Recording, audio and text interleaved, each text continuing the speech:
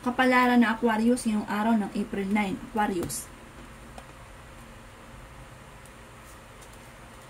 Sinasabi po dito ng ating tarot card, Aquarius, na kayo ay fighter na tao, kayo daw po ay masayahin, kayo ay friendly, kayo ay charming. Sinasabi rin po dito, bagamat ikaw daw po ay parang takot na sumubok sa mga bagay-bagay.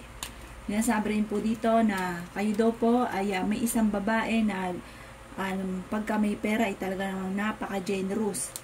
Sinasabi rin po dito na ikaw daw po ay masipag at madadagdagan pa ang inyo pong kita. Makakamit nyo daw po kung ano man ang inyo pong mga pinapangarap. Sinasabi rin po dito na maaaring kayo daw po ay marunong naman mag-balance ng sitwasyon, bagamat pinanghihinaan ka ng loob.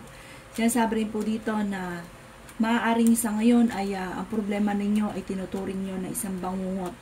Parang marami kang sakripisyo sa ngayon, marami kang gustong gawin pero hindi mo magawa. Sabi rin po dito, maaaring meron daw pong problema kang pinagdadaanan sa pera pero may solusyon din na paparating. Sinasabi rin po dito na parang sa ngayon parang napapagod na daw po kayo. Sinasabi rin po dito na may malaking magandang pagbabago na maaaring maganap sa buhay ninyo. Sinasabi rin po dito na kapag napapagod, huwag masyadong persayin ng inyong sarili, magpahinga. Huwag ka daw po makakalimot magdasal, gawing permanente ang pagdadasal. Ang lucky color ninyo ay black at ang lucky number po ninyo ay 18. Ganon din po ang 36, 27, at 45, 50, at number 2. Good luck po!